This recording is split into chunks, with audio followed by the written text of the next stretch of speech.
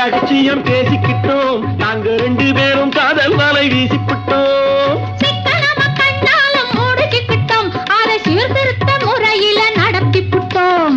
பெத்தாலும் 1 2 பெத்து போடுவோம், அதுக்கு ஒத்துமையா 2 பேரும் பாடுபடுவோம். ஊதாரி பிள்ளைகளை பெக்க மாட்டோம், அது ஊரு வந்து வாங்கும்படி வைக்க மாட்டோம். நாங்க புதுசா